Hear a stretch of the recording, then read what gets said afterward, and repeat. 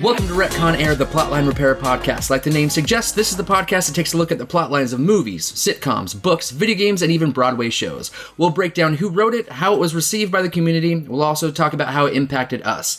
We'll take a walk through the main moments of each story, break it down as much as we can, and then we'll wrap up by adding what we might do differently if we had the chance to repair a piece of the plotline or some of the dialogue that doesn't quite jive with us. Now, I know that this is a lot of ground to cover. Each of these episodes are going to run probably over an hour or so, but in the show notes, you'll find a table of contents full of time codes to serve as a guide through each episode of Retcon Air.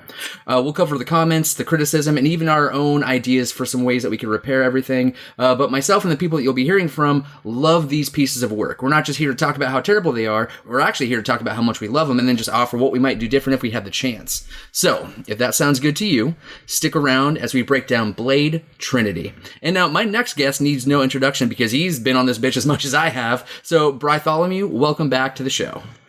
Okay, a couple things. First of all, love that name. Thought I was going to hate it. Said it in my head a couple times, like, that's amazing. Second of all, I like that this is my third episode, and we're doing Blade 3, Blade Trinity. I mean, it's not a coincidence, but I'm going to say it's a coincidence. And I think we've done this on accident a couple of times. So, like, our first episode was in-game, which happened to be an entire retcon-based thing, which worked really good for our first episode. And then now, the third time that we're doing this together, we're doing Blade Trinity, which is pretty cool. Well, that and Arkham Knight will be out by this point. So that was... Yeah. What, the third game? If we're not including Origins? Yes. So, yeah. Yeah, so it all works out. We got a solid 3 thing going on. Yeah, that's cool. So, again, if you're going to be here, since you're a frequent flyer, I'm going to put you straight to work. So why don't you go ahead and take us through Writer's Room, explain what it is and how it works. So, Writer's Room is where we briefly explain who contributed to the story we're about to break down. Since Retcon Air focuses on plot lines, we'll focus on the story of Blade Trinity. This story was crafted by David S. Goyer, who also directed the film. He also wrote and produced Blade 1 and Dos, so it's actually kind of cool that he got to direct the whole trilogy. And so David S. Goyer, he's like a legend in the nerd community. He's done like comics, films, shows, graphic novels, video games, and stuff like that. He's kind of everywhere, which is why it's a little surprising to me that he's had this much fandom under his belt, but then directed a movie that has kind of a terrible reputation behind it. But before we dive into deep impact, are there any standout things that he's knocked out since working on the Blade series? Yeah, he knocked out the Dark Knight trilogy with Christopher Nolan, the campaign story for Call of Duty Black Ops 1 and 2, which are honestly the only good Black Ops. I'll fight you if you disagree. I'm not a Call of Duty. Well, that's not really towards you. That's towards anyone, all the people at home. Like, no, 3 was great. 3 was garbage. I'll fight you. And he did he did a few of the DC movies from the past few years, like Man of Steel and Batman vs. Superman. And so when I was putting the research together for this, I think that was what surprised me the most because, like, the Dark Knight trilogy was incredible. Like, those movies were fantastic. And so for him to write 1 and 2 and then get the shot to direct 3, it was really surprising of, like, what, you know, how important it is to have a great director, how important it is to have really great writers, how important it is to make sure that you understand your property, because if any one of those things just doesn't work, it just really falls apart pretty quickly. I also want to give him the benefit of the doubt as far as, like, the time frame of all of this, too, because, like, he crushed it. And, you know, Blade 1, 2, and all the other things we could arguably say he did really good at. And Blade 3 is just like that one slip up. Yeah. But, I mean, look when the movie was made versus, like, everything else he's done successfully since has been after. So, I mean, you could argue that he learned from how garbage this movie was. And then applied that to, and that's fair. And, like, we both love Blade 1, we both love Blade 2. Mm-hmm. Blade 3 has a lot of opportunity for growth, but there's a lot of things that he couldn't control that affected the movie as far as quality and content and stuff like that. But we'll jump into that. So, specifically, this next bit is called Deep Impact, and we're going to break down the way that the public received this movie and then our own experiences with it before diving into the story itself. So did you want to go with the positive or the negative review this week? I will take the negative. Alrighty then. So I will do the top positive comment, which is from urbancinephile.com. Cinephile is a word that I'm still trying to get comfortable with because I don't like it. Yeah, it sounds super weird. So here we go. As an action thriller, Blade Trinity stands up on its merits, this time directed by the writer who scripted all 3 films, David S. Goyer. Pro wrestler Triple H turns in a literally solid a literally solid role as a beefy vampire with metal, interesting castings? I can't read. Probably castings. Castings. With metal... This review is terrible. I already hate it. So, pro wrestler Triple H turns in a literally solid role as a beefy vampire with metal castings. God damn it. Using actors best known for mini films. Good performances, especially Ryan Reynolds and Parker Posey as the villainous vampire. Danica Tapp. I hate the way that this is written. Okay, I'm going to stop for a second. If you can't figure out how to write something grammatically, don't write reviews. Okay? If I can't read it, if you don't read your writing... Okay, anyway. So long story short, this person liked it. He just did a shitty job of explaining why he liked it. All right. You know what? I turned this positive comment into a negative one because I hate it. So why don't you just go into the negative comment? I'm so irritated at how this was written because I just pasted it in here. I didn't touch this at all. Well, that and the way he wrote it makes it sound like both Ryan Reynolds and Parker Posey are the bad guys. And so I'm okay if you using parentheses to like give a little more context to what you're saying, but there's parentheses all over here. It's like, I'm going to talk a little bit and throw an aside. I'm going to talk a little bit more, throw another aside, talk a little bit. Like, nobody talks like that. So I hate, okay, anyway. So urbancinephile.com is dead to me now. I'm not going to use reviews from then ever again. Okay, so top negative comment comes to us. Sorry. Nah, you're good. Comes to us from Blu-ray.com. And it says, for the final, Blade Trinity crumbles into 1,000 tiny pieces. Characters introduced are quickly forgotten, which, I mean, is fair. Yeah. What little logic there is and should be expected of a Blade film falls completely by the wayside, and there's an odd, almost impressionistic ending that neither provokes nor answers any questions about the resolution. Goyer was simply the wrong man to set loose in this world, and now the once promising Blade franchise has been crippled permanently by his unfortunate, misguided tinkering. And I would disagree with that end because he did great on 1 and 2, just fell short on 3. So would I. And like the comment of like he was let loose in this world. This is his world. He helped build this world three movies deep. So I once again, kind of like with. What comment? Well, I think it was when we did Endgame, where like the guy's shitting all over it. Like it just seemed like he never watched all of them build up to it. I again think this person just jumped into Blade 3, quickly read like the cliff notes for 1 and 2, just so he had maybe a little bit backstory. Because like if you've watched the first 2, then and you liked the first 2, his review doesn't make sense. Right. Because again, Goyer did great in 1 and 2, just fell short in 3. And I mean, that it happens. Shit happens. And then I should have probably checked this, but I think that Blade Trinity might have been the first time that he got the opportunity to direct.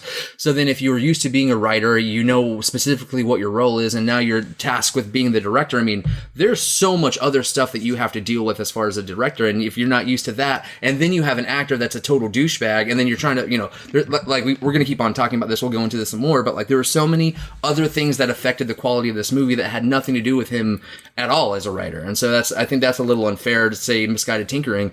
Honestly, I think David S. Goyer is probably the only reason that this movie ended up getting made, because of all the things they had to do to just will this into existence, which sucks. The flip side of that, too, is, okay, hypothetically, let's say this was his first time directing.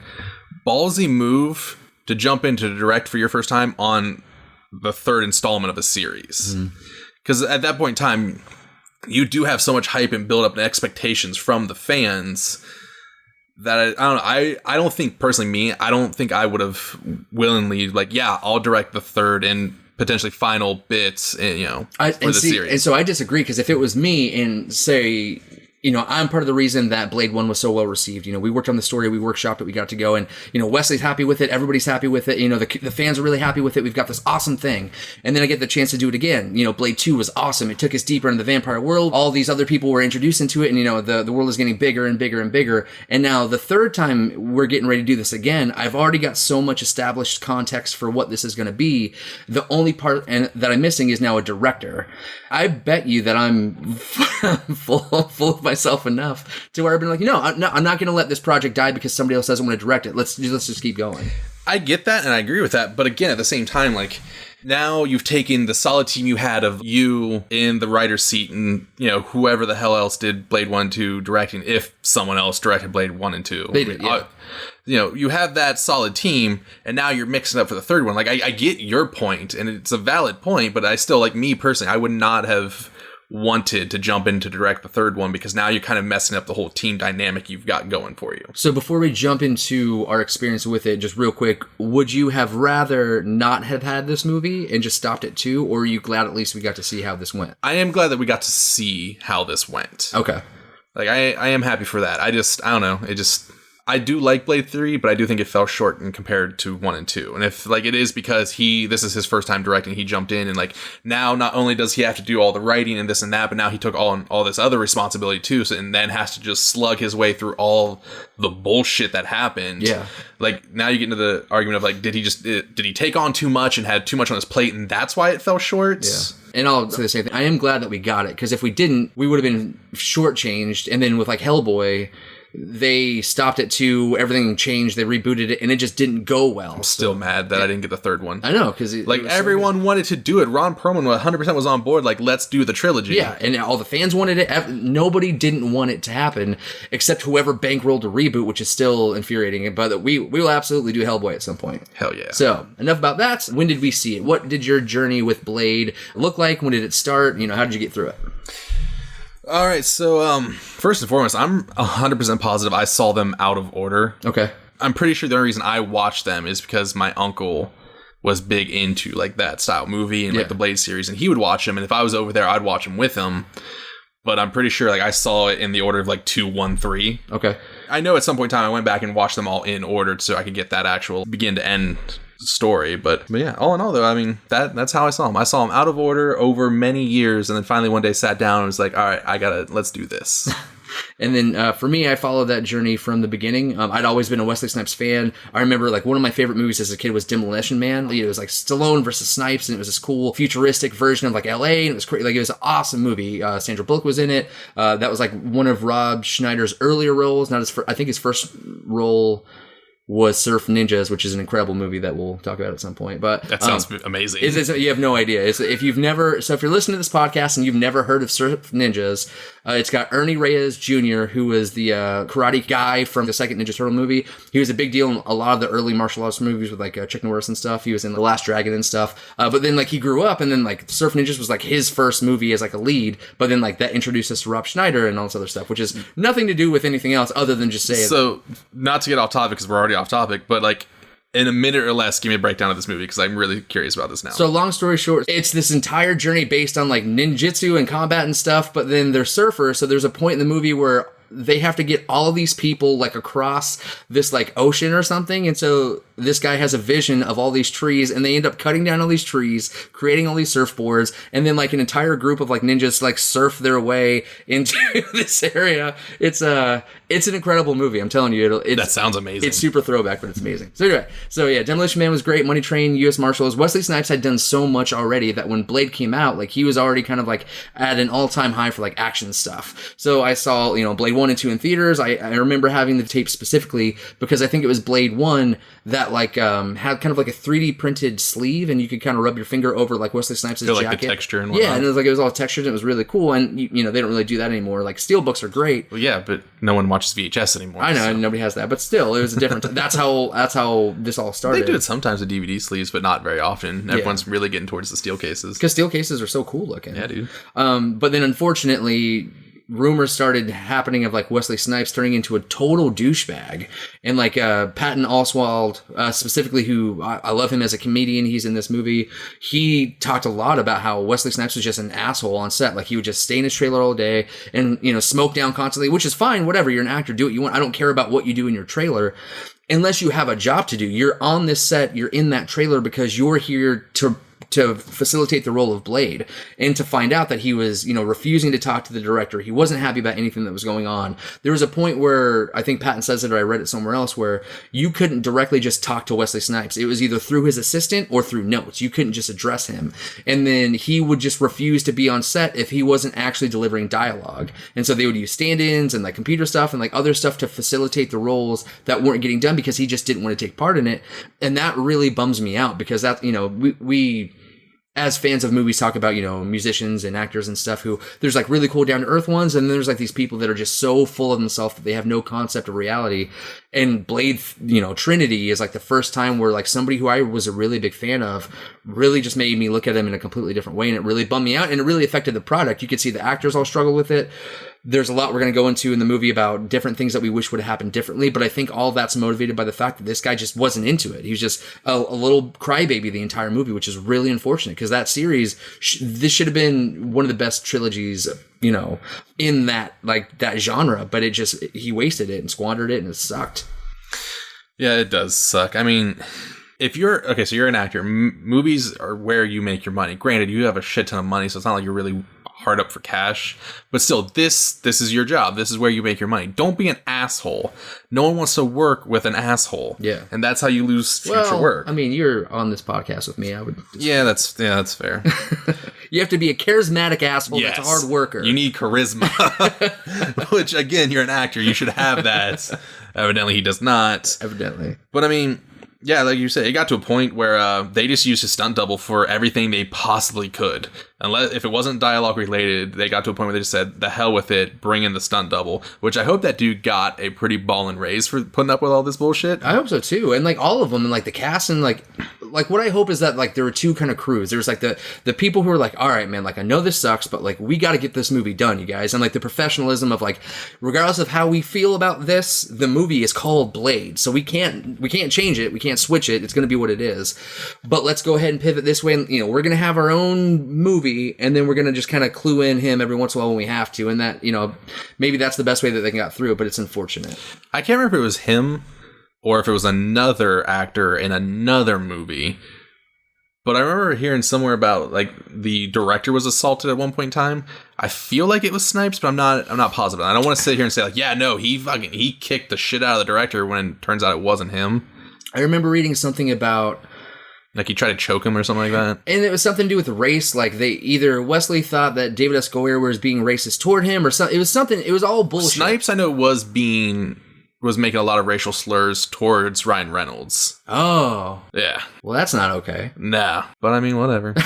All right. Well, I don't think it bothered. I mean, like, I know, if I remember correctly, Reynolds was getting real annoyed with it, but at the same time, like, I don't think I think on one hand he was annoyed, but on the other hand also just not giving a shit because, like, who the fuck cares? Yeah. I'm still getting paid at the end of this. And you know, this is really going to become my movie a little bit, and this is going to be a starting point for me for a lot of good things. So, but yeah, he stayed in his trailer, just got faced 24/7, making a lot of racial comments towards Reynolds and, you know, the rest of the cast. I think, don't quote me, but I think he tried to choke the director at one point. Yeah. Maybe, possibly, allegedly. Don't hold us to that, but we got wind of that kind of thing. So, enough about that, enough about the drama. Let's dive into the story. This segment is called There and Back Again. It's where we recap some of the big moments from the story. We break down as much of the movie as we can, but obviously it's a long movie, so we got to keep everything going. Why don't you start with the synopsis, Briar? All right, so the war between humans and vampires continues, but the humans' best hope, a human-vampire hybrid warrior Blade, played by Wesley Snipes, has been framed for countless murders, turning popular sentiment against him. The vampire leader responsible for Blade's bad publicity is Danica Talos, played by Parker Posey, who's determined to finally lead her bloodthirsty compatriots to victory. Now Blade must team up with a band of rogue vampire hunters, Ryan Reynolds and Jessica Biel, to save humanity. And so what is a rogue vampire hunter? So are there like above board professional vampire hunters, and there's like rogue ones who wear leather and listen to iPods and stuff like that? Sure. Okay. So, chapter 1. I mean, I'm sure there's a government agency out there that we don't know about that's all dedicated to hunting vampires. I hope so. If we can have a space force, we can have like a Castlevania force or something like that. Hell yeah. Where do I sign up? So, I call chapter 1 Desert's Dead Guys on the FBI.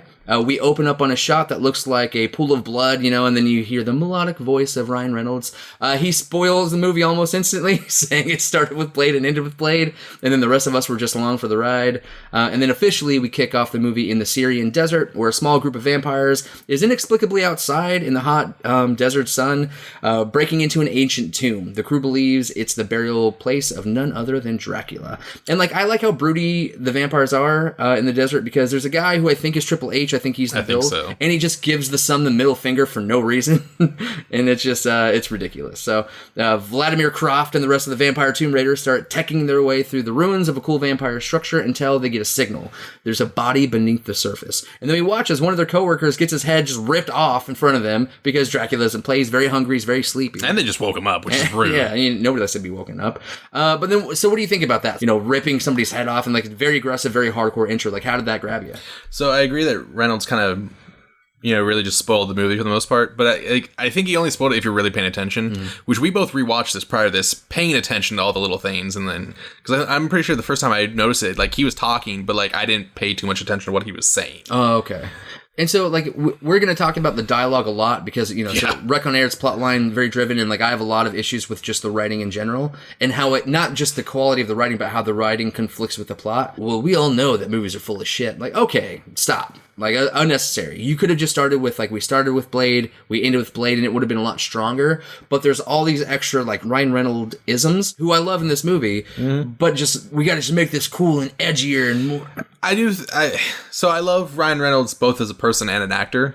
I just love him so much. Okay. But I do think in this intro, that's one of those points where, like, you don't want to give him too much free roam on. Like, keep it precise, keep it short, keep it direct, and let's move on. We don't need all of him being the funny Ryan Reynolds in the opening dialogue of a film, and they're like playing some subtle credits and whatnot. They could have cut that whole scene. They could have just opened on the desert because, normally everything starts in super dark and whatever else and blah, blah, blah. But they could have really just cut off that whole intro and just went straight to the desert and it would have been fine. I don't think the intro helped anything. If anything, it just made it more confusing and spoiled the movie. So I didn't like it as much. So I liked the vampires in the desert head to toe in the full covering every inch of their body gear. Yeah. So, like, it was cool and all, but, like, kind of unnecessary, a little over the top, really. Like, just bring them in at night. It doesn't need to be the middle of the day. They don't need all this tactical gear. They're fucking immortal vampires. Just bring them into the dead of night. It's more, vampire-esque anyways. And so rewind, Blade 1. There's Deacon Frost and he's just standing outside in a suit with suntan lotion on. So then how do we go from just standing in a park with, like, a little girl, with this giant vampire nail scratching her face or whatever? Deacon Frost is totally okay just standing in the middle of a park with just suntan lotion. And then now, for some reason, these guys have to be in full out tactical. So the desert's hot. Well, like, I get to, like, they were raiding a tomb that they were, like, 95% sure Dracula was going to be in. So, like, you kind of tactical up a little bit because it's Dracula. But still, like, you don't need your fancy, like, helmets and blocking out. It was a little over the top.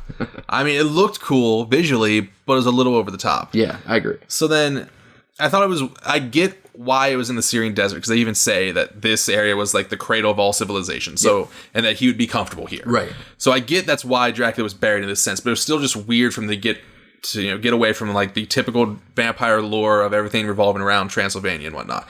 Like, they could have done that same thing and just made it in a cave in the middle of nowhere in the countryside of Romania or whatever, and it still would have been just as good, because, like, it was the cradle of civilization does not come up anywhere else in the film. Right. That never plays a part except for it just explaining why we're in a tomb in the desert. And I agree. There's a lot of things they could have done, and it's fine that they picked this one, but it was a lot of other things that were okay that could have been better. So I almost wonder if they were actually going to take that in a different direction, if that was going to play in more, and they had to cut it out. Yeah, maybe. Like, I hope that's why, because otherwise, again, it's a lot of information we're being given that we don't need. Like, why? And I should have looked it up, but I didn't. I wonder if there's an interview out there with David S. Goyer talking about what he wanted the movie to be versus what it became, And I wonder how different those two pieces are, because I think that they ended up coming back and using Ryan Reynolds a lot more in a way that he probably didn't sign on for, because they had to facilitate how much of a douchebag Wesley Snipes was being, and they had to fix the movie. So, yeah, I'll look just for my own curiosity. I'll probably look into that just because I'm curious. And another thing I just thought of real quick, we're going to circle back to it later, but just before I forget this thought too, there's a scene in it where Ryan Reynolds, Hannibal King, is laying in the hospital bed, and he makes the comment of, he hates me, doesn't he? Talking about Blade. Yeah. And I feel like that was put in just to explain why Blade talks the bare minimum throughout this entire movie and just hates everyone because he's being such a dick. Which is fair, yeah. So, I mean, it's a great way to just excuse him being an asshole for this entire hour and a half with one line without having to actually go into detail. Which is fine. If that's the meta line, then I'm totally okay with it, because I think it played well, because it's very palpable that they don't like each other, and I don't think that's acting. I think that's sincere. And so, kind of going back to the beginning intro, like, I think I remember hearing that Dracula was in it in probably a trailer. And I remember thinking how dumb it was to blow that so early. And even the first scene, I think they started blowing all their stuff so early. Like, you shouldn't have told me that Dracula was going to be in it in advance. I definitely don't think that should have been the first scene. I think there could have been, that could have been saved a little bit until later. Like, I I get that sometimes you start with the villain, sometimes you start with the hero, and I totally get all that, but I just think that there are several moves like that I just didn't like. I just didn't, I didn't really agree with. And so, like with Jessica and Ryan in the cast, I know they had to do what they had to do to drum up business. They had, guys, we're bringing Dracula in this one, we're bringing Ryan Reynolds and Jessica Biel in this one, we're doing all this stuff. This is kind of in this road, and I get that from a marketing standpoint, you want to get it all out there. But for the recipient of a movie, like, I'm not a person who likes watching trailers in advance anymore. I stopped. Like for Rise of Skywalker, I didn't watch any trailers for it whatsoever until I saw the movie. That's an approach that I'm taking going forward, because Hollywood has a really bad habit of spoiling plotline moments because they just want you to see the movie, and I can't stand that. And while Blade and Dracula is amazing, I love that that was part of the trilogy. You shouldn't have told me that in advance. It should not have been the first scene. I didn't need the Ryan Reynolds intro, and I did not need to see Dracula in the first 5 minutes of the movie. Like, I didn't need either one of those things. You should have saved it. It would have made the story stronger, in my opinion. See, now I disagree. Like, I get why they put him on, because, like, you made the comment of sometimes you start with the villain. So, like, you come in hard with, all right, Dracula's in it. Here's the group of the main quote-unquote bad guys, right? They found Dracula, and without any effort whatsoever, he just ripped a head off. Right. And now he's up, he's full demon vampire-esque looking, and they are all shitting their pants. These are your main bad guys, and they just shit several bricks when Dracula walked in. It kind of sets the tone of, like, this is what we're building to, this is what Blade's gonna have to deal with later. So, like, I get why they put him in there, and personally, I think it worked. Because, too, like, throughout the movie, Dracula's here and there, but... like, his first actual conversation with Danica Talos, Parker Posey, is he basically just, like, brushing her off, like, okay, so you shouldn't have woke me up. Like, you woke me up to kill a guy? Yeah. Like... oh, so, yeah, I think he says, like, so you want me to kill him for you or something like that. Yeah. So, like, he's there, and then, like, when they lose Blade, he comes in, he's like, all right, well, I guess maybe it's time for me to get involved. Like, he's still doing whatever the hell he wants. He's doing his own thing. Right. So, like, you brought him in, you showed he was going to be there, and then you let him just kind of do whatever the hell he wants for 3/4 of the movie. And because of that, it worked. Like, it also would have worked had they just pushed that back a little bit, maybe like a third of the way in the movie, then introduce, like, hey, now we're bringing him in. So what if it was like a flashback, right? He's here now. He's already in Danica's fucking castle, or whatever you call wherever she lives, in her vampire Avengers Tower or whatever. Maybe, he puts his hand on her or something, and then she flashes back to that cave specifically where they go in there, and then they see all that, and that's a memory that she had. But don't give it to me right in the first 5 minutes. So I see what you're saying. I like that it worked for you, and I totally get what you're saying is how it worked and how it motivated it, but I just think it could have been a little bit different. I guess we'll just agree to disagree. Hey, you know what? This wouldn't be as much fun if we were like, yeah, same. So anyway, next we're taken to a by-the-books warehouse kind of scene. It's by a parking lot, and it's getting blown to smithereens. Dudes are on fire, running around in fear, and then we see a guy burst into golden ash because Blade has just shot a silver peg through his heart. Because Blade is back, baby. That's a solid badass entrance. And like that's the Blade intro. And like that should have been the opening scene. They should have done that, and then they could have done the Dracula one right behind it. So basically just flip the order. Yeah, 100%. And I think that would have worked better. And again, it's in the editing room, I'm sure there's all kinds of different versions and stuff like that, but like well, it's Tarantino it or whatever. It's just reorder. It's called Blade. Start with Blade. There's all kinds of ways that you can tell this story, but I just think that there's ways that we could have done a better job. But yeah, keep Dracula at the beginning like they did, but put it right behind Blade's intro. Yeah. So that way you're still opening with the guy who the series is named after. Right. And so while Blade is stomping his way through a sea of the bloodsuckers, we're treated to a shot of our favorite hardened vampire assistant, Whistler, driving a semi-truck for some reason. And then we cut back to seeing Blade on an overpass, with a little headset on. We definitely hear some weird ADR voice because I think Blade says the name of the street or whatever. But it doesn't sound like Wesley Snipes at all. Like that moment very sounded like somebody else had to record a line of dialogue to fit into that moment to make that make sense. And again, it's just ridiculous. And so they probably thought they could get away with it too, because like, oh, it's a CB radio. Of course it's not going to sound like him. Nah, it sounded so weird. And then of course, Blade jumps onto the top of the semi-truck, falls off of the semi-truck, lands on the car, then grabs a cargo net and then swings into the back of the cargo truck and then drives his vehicle out of it and then turns around and then drives away. It was just, it was a lot. Yeah. So okay, they did that just to give Blade his car. Right. And I understand that, but it was unnecessary. How did Blade get to the warehouse? Did Whistler just drop him off in the semi?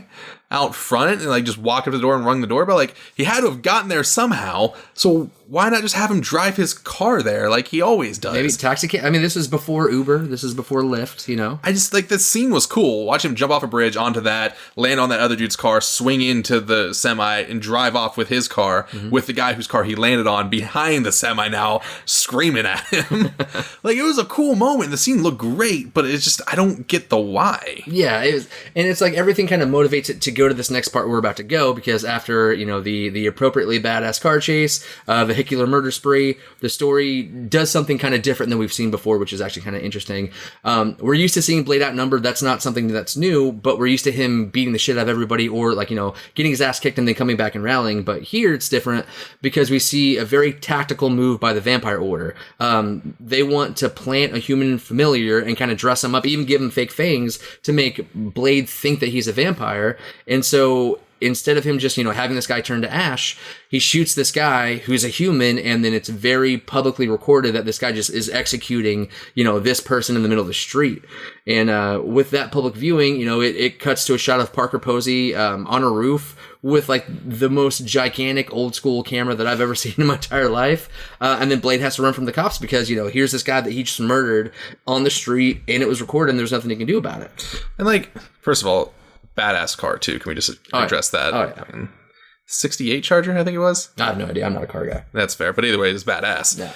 So like, we've all seen cops and like footage from high speed chases. I just never understand, like, there's a helicopter, spotlight on him. Yep. He takes off running and they just don't follow him to his car. Well, he's, you know, and then black trench coat. I don't know. It's a well-lit street. There are streetlights everywhere. It's not like he just, you know, faded into the darkness. He's in the middle of the goddamn road running. They just don't follow him with the spotlight. And then he gets in the car like, oh, shit, we should probably spotlight him. Yeah. He takes off, and after 10 feet, they stop following him again. Yeah. What? Hey, you gotta let it go. Like, man. I get, you know, Blade needs to get away to move the story forward, but like... Yeah. Seriously? Yeah, that's how it went. So that takes us into chapter 2 very nicely, which I called The Last Whistler. I constantly struggle with the dialogue. I'm going to keep on talking about it throughout this entire thing. It's like our biggest gripe. It's our biggest gripe because again, it's not about the writing. I'm totally okay with cheeseball writing. If it's funny or if it's slapstick, if it works, you know, Blazing Saddles and like Robin Hood Men in Tights, like there's silly dialogue that works.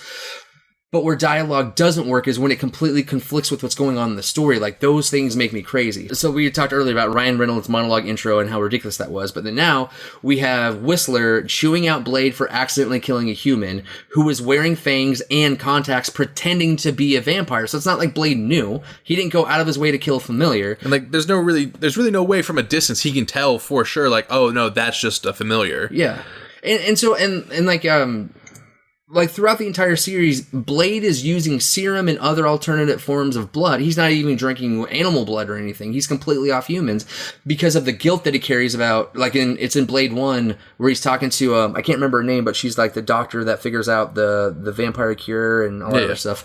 But Whistler's talking to her and he's saying that, yeah, when, you know, I almost staked Blade when he was a teenager. He was in the streets, you know, living off of homeless guys. And so Blade carries the shame of taking innocent life just to support himself, and like he feels guilty about. So historically, Blade has always felt guilty about that, about his bloodlust and all that other stuff. So then the dialogue doesn't make any sense for Whistler just to lay into Blade, knowing what Blade normally feels like anyway about taking innocent life in general. Not that a familiar is an innocent life, but still, it's a human that he didn't know was a human that he killed in accident. Like, and there's no empathy, there's no nothing. He just chastises him. So like, I agree that's out of character, but at the same time, I think Whistler genuinely is just worried about Blade, because he even makes the comment of like, I'm sorry that I got old on you. The dude knows he's old. He's having a hard time getting around because he, you know, got the brace on his leg. Dude knows his time is limited. So like, I think he was just genuinely worried because he knows what's going to happen because of this. He knows it was an accident, and he's scolding him as, you know, like, you still would, you know, your kid, because he does also even makes the comment about how, you know, he thinks of Blade as his child. Right. So like, I think it came from a good place, just delivered shittily. Yeah. And there's another scene that we'll get to in a second that I have an issue with again, but we'll come back to that in a second. So as it turns out, the FBI gets real squirrely when they have a random dude that's all in leather just shooting silver spikes into random people in the street. And so Blade has quickly become public enemy number one. We watch as Whistler buys a newspaper and is followed back to Blade headquarters. It has no security system whatsoever. And then the FBI storms the castle, but before they can get a chance to lay on him, Whistler erases all of the hard drives on the multiple PC computers staggered all around the warehouse, and then blows it the fuck up. And so don't you think it's a little hypocritical then that Whistler goes on and on about being reckless about killing all these humans, and then kills a ton of humans like all at once? Like, don't you think there's a pretty substantial conflict between like saying you gotta be careful, you can't kill humans, and then blowing up a warehouse full of them? Yes. So, couple things. One, why do you have so many PCs scattered throughout your entire warehouse? Right. Just have them all in one spot. Set up a network, bud. Jesus. Because now you're hobbling the asses trying to go around erasing all these. You're getting shot at, getting shot in the leg, and you still have 3 more computers to hobble your ass to. All the while, you are just swinging a shotgun around, blasting dudes point blank after you just got done yelling at Blade for doing literally that. And again, so correct me if I'm wrong, but none of those guys are turning to ash. Those are FBI agents. Yeah, those are human FBI agents that he is just laying into with a 12 gauge. Yeah. My only thing is, like, I wonder if he knows that they're all wearing body armor and he's just using buckshot, because he's close enough range that it can pretty much stay relatively centered on the chest.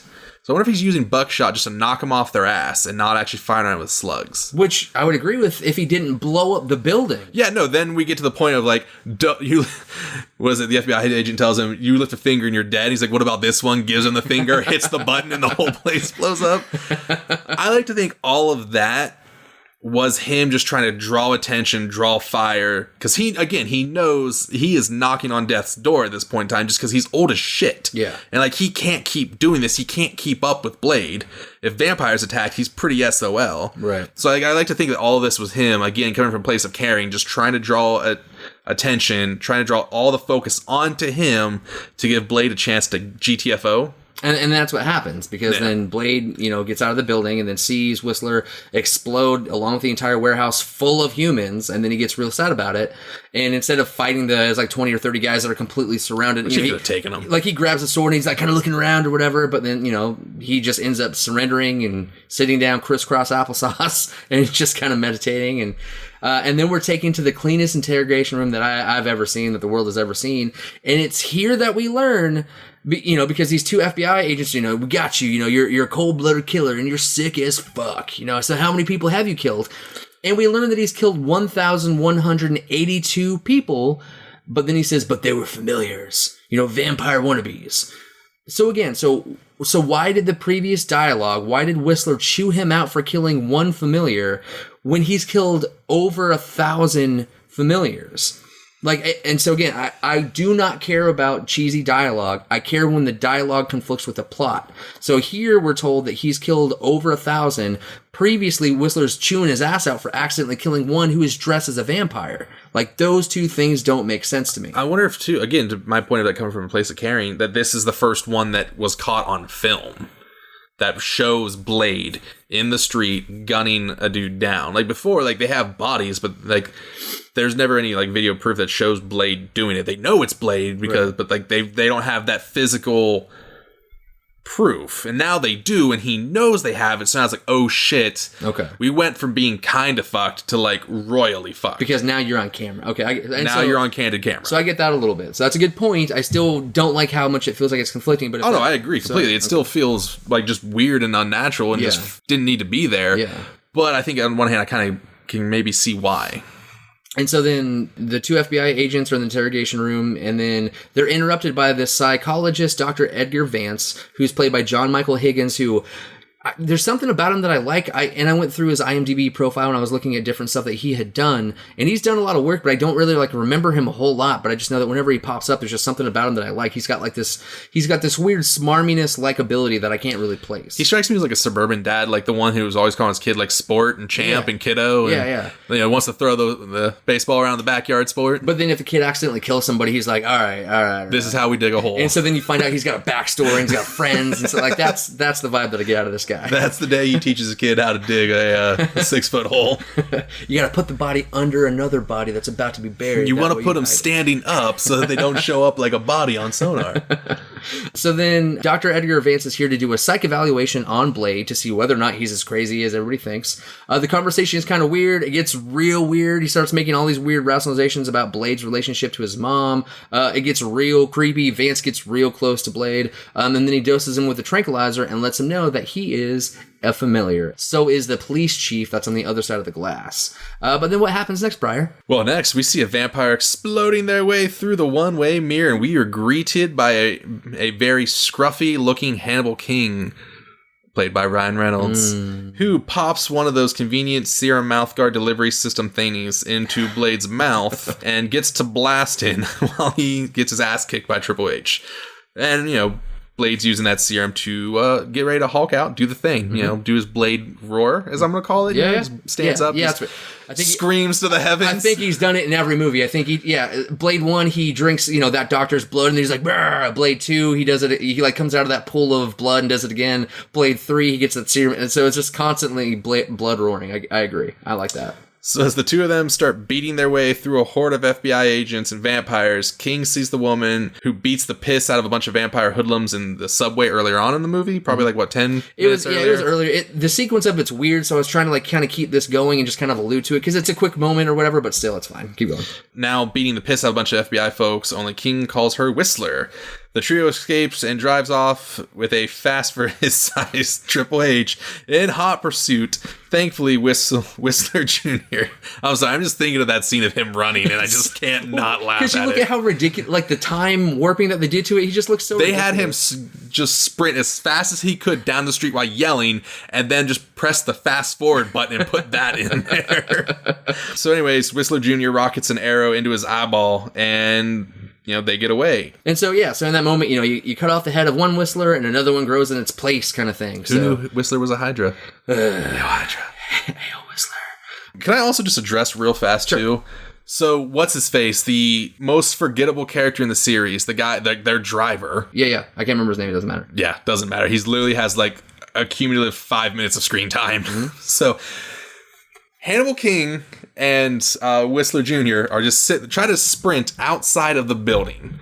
You can hear the sirens going off. Why would you walk out the front door? Where else are you going to walk out of? The back door. Nah. Literally any other door. Maybe they couldn't find it. Maybe they fought their way to the only door that they could find. You're going to tell me they broke into this building, got all the way up to this room without anyone knowing they're there, and they don't have a general floor plan? Hey, well, clearly we'll learn in a second in Chapter 3, which is called Night Stalkers and Blood Farmers, that this is a ragtag bunch of guys. Remember the rogue vampires, all right? Anyways. Real vampire hunters have schematics and floor plans. Rogue vampire hunters do not. Have a shitty crayon-drawn map. No, and a name tag that says, fuck you. So Blade jumps out, does the whole I forgot my sword, which cool superhero entrance. Yeah, superhero landing. Not necessarily needed. Unnecessarily, completely. Uh-huh. So again, they're in front of the building. They made it all the way to the street edge, all right? They're there. Cops show up, get out, guns drawn. Oh shit, we're fucked. Yeah. No, we're okay. Dude shows up in a Suburban. Mm-hmm. No, I'm sorry, a shitty old Bronco. Doesn't matter, but either way.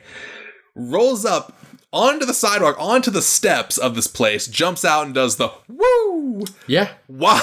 Because he's so excited because he's a Night Stalker. Ready? He's on a mission. He just jumps out, woos, and then tells them to get in. You're telling me these guys ran the 20 feet upstairs to get in this car, and not a single cop was able to hit them with one bullet? Because they're amazing. No! Because... That honestly, I was watching that, bullshit. I get in every movie ever, cops always have terrible aim. Because it's just the running joke of cops in film. Plot armor, man. They're stormtroopers. I get it.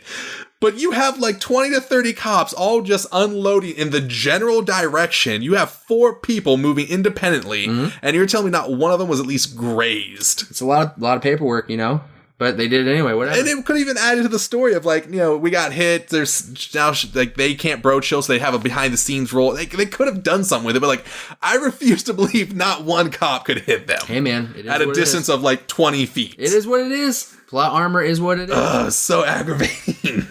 So the escape leads Blade to meet this brand new group of vampire hunters called the Night Stalkers, a ragtag bunch of folks with all kinds of sass, apparent endless wealth, and technological capabilities. And we learned there that King's former lover, Danica Talos, has found and resurrected Dracula. We also learn that King used to be a vampire and then that he was cured. Do you want to pause on that for a second? Just kind of any thoughts on like King and the former vampire life? I mean, I'll allow it. I don't think it really added a whole lot to the story other than him just having a more intimate knowledge of Danica Talos.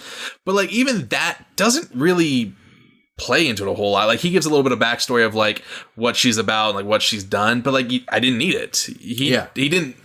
You could have done more with him being a vampire. Mm-hmm. You could have, like, he could have some sort of psychological thing going on where he feels shitty about it. He could have done fucking anything else other than just... Yeah, so she turned me into a vampire, and we just boned for, like, 5 years. And then I got cured, and I've been killing him ever since. Like, oh, so that's it? And, like, of all the places for him to have his familiar tattoo right above his dick, and then we get that lovely pube shot where he pulls his pants down just a little bit. Okay, so if a tramp stamp is on the lower back, what is that called? I have no idea. I'm 100% positive there's a name for it. Yeah. But I do not know it. And I don't want to look it up because I'm terrified of what will happen if I punch that into Google. But real talk, of all the places to get his tattoo. Very Ryan Reynolds.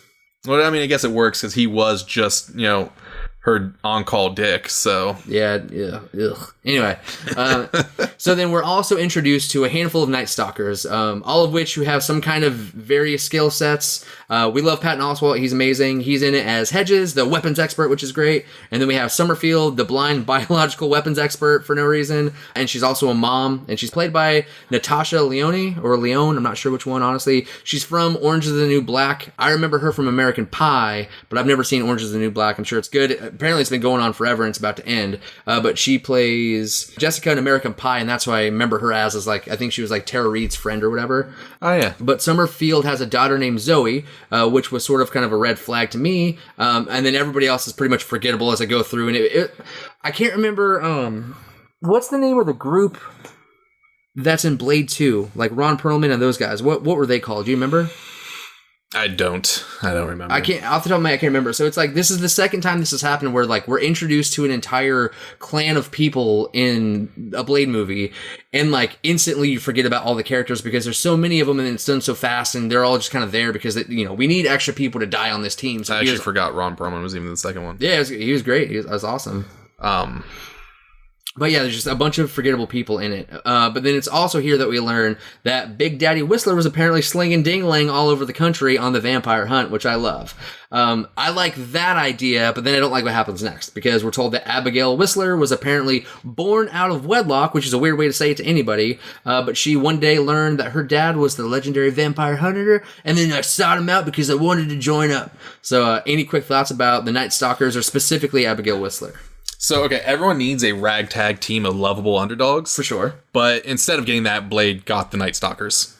So, there's that. Yeah. I don't know. I actually hated that line of dialogue where she explains who she is. The whole, my dad had me out of wedlock, and then when I came of age, I tracked him down. I've been doing it ever since. Like, I hate that way of explaining who you are. That quick little, I came of age, I tracked him down. I'm calling bullshit that you tracked him down. You had no previous experience, and this dude's whole MO is to not be tracked down. Right. You didn't find him, he let you find him, if anything. And so anybody who has any kind of weird issue with like being born out of wedlock or whatever else, like, you gotta make your decision whether or not you're gonna completely disregard that person, be mad at that person, or like, just try to like mend that fence or whatever. But like, very few people are like, oh, I want to be like him, and like that just normally doesn't happen. So there are a lot of issues I have with that specifically, and like it just didn't jive. I think this is another example of like just the dialogue just not working. And like her attitude delivering the line too is very much like, yeah, no, I'm a badass. I tracked my dad down. I've been doing it ever since. Like, you have not done enough in this film yet to warrant that level of badassery that you're trying to portray. Right. Back it up, calm it down. And like I said, I hated that line of dialogue. I hated the way it was delivered. I don't like it. It felt forced. It felt like they really just needed a way to tie in her character. And you know what? Let's just take the easy way out. He was slinging dingling on the side and had this kid, and she found out he was a vampire hunter and wanted to join up. Which, how did she find out he was a vampire hunter? And it felt like a Snapple fact. Like, oh, FYI, he's my dad. Like, and then it didn't do anything else because Whistler he's a weapons expert. He's into technology and like fixing up the car and getting. Whistler was the jack of all trades. Yeah, he was like the Swiss Army knife. He was like James Bond's Q. That's his role. But then here comes Abigail, and she's now she's combat heavy, and she's an awesome martial. And so some of the fighting scenes with Jessica Biel in this movie, some of those fight scenes are actually some of my favorite because of how kind of grappling and up close and how tight it all was. And yeah, she had this awesome bow, and there's that whole montage where she's switching up the pressure, that she can fire arrows. Which it doesn't even show her doing that. Literally, all that shows is like 10 seconds of her putting her bow on like a rig so she can work on it. Right. Doesn't show her make any adjustments whatsoever. Just has that little bit of dialogue with Blade where it's like, don't let it turn inward. And she's like, oh, it already has because I'm an edgy, brooding teen or whatever. And then it just shows her repetitively firing an arrow. And you're supposed to expect me to believe that it just gets harder, better, faster, stronger with every shot. Bows don't work like that. So if I remember correctly, I thought that she had a workbench that has the bow hooked into it and that she's constantly switching the tension of the... It just shows her putting it down onto the workbench on the rig that holds it in place for her so she can work on it. It shows her maybe tinker with like a couple things real quick. Yeah. And then it's just a straight up montage of her launching arrow after arrow. It doesn't show like her actually making adjustments. It doesn't like, unless you know that that's what that's supposed to signify, is that she is cranking up the tension. Yeah, that's fair. And I think there's a lot of scenes that we just didn't like for a lot of reasons. So yeah, Abby's fine. As far as the rest of the other Night Stalkers, like they're fine as well. It's just very indicative of like Wesley Snipes to the rest of that cast. Like Blade's just a piece of shit to everybody. And like, I don't think we talked about it anywhere else. So I just want to hit it real quick. I don't understand the concept of the blind biologist. So she has her little keyboard thing that's all in Braille. How is she reading anything on the screen? How is she being a biologist that's using a computer? Like, so does it just have some sort of talkback function where it's telling her? Text to talk? Okay, show that at some point in time, because I'm just sitting here like, they don't explain how she's doing this, so it doesn't make sense that she's doing it. Hey man, they didn't have, you're getting hung up on deets. You gotta just accept it for what it is. I just don't like the idea of like, it's a blind biologist who just made a vampire end-all be-all weapon, a biological weapon.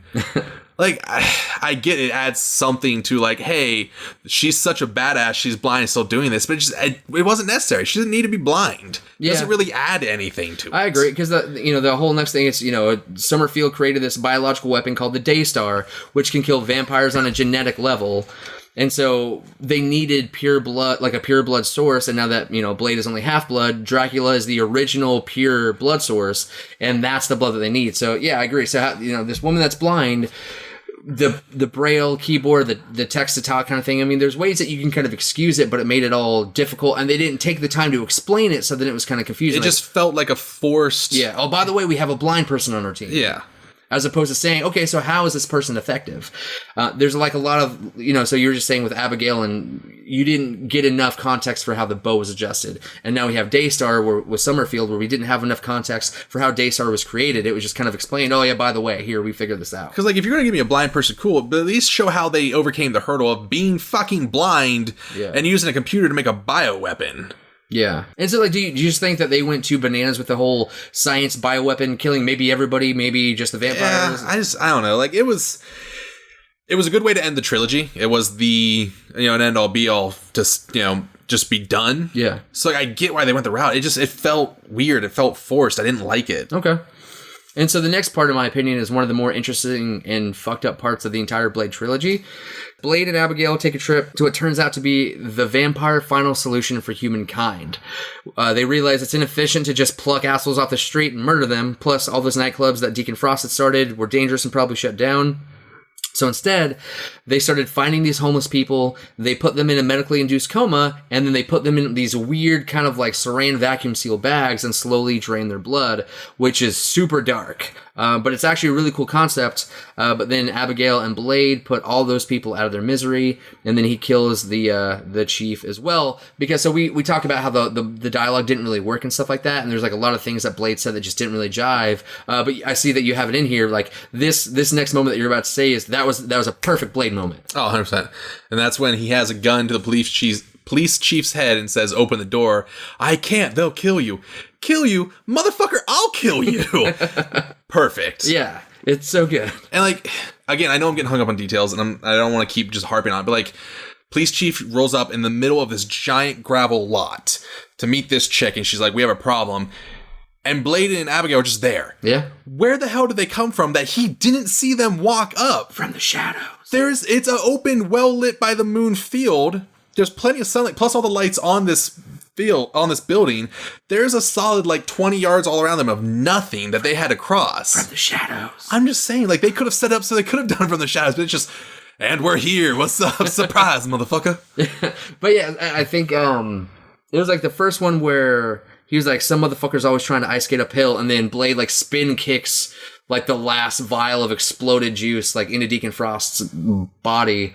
And then at the end of the movie, like, I think Dracula asked Blade, like, if you're ready to die. He's like, "I was born ready, motherfucker." And so like that ending one didn't work as well as this one, like, "Kill you, motherfucker, I'll kill you." Like, this is one of the few Blade moments that I actually got from the movie where I'm like, that's Blade. Yeah. If you could only figure out how to start that and then expand it, like, that movie would have been so much better. But we were fighting to get those moments throughout the entire movie, which is a real shame. I do like Dracula's "motherfucker." I like that. Yeah, and then as he's getting ready to kill Blade at the end, "You're ready to die, motherfucker." So speaking of this next one, chapter 4, is Drake, the Daywalker, and the Daystar.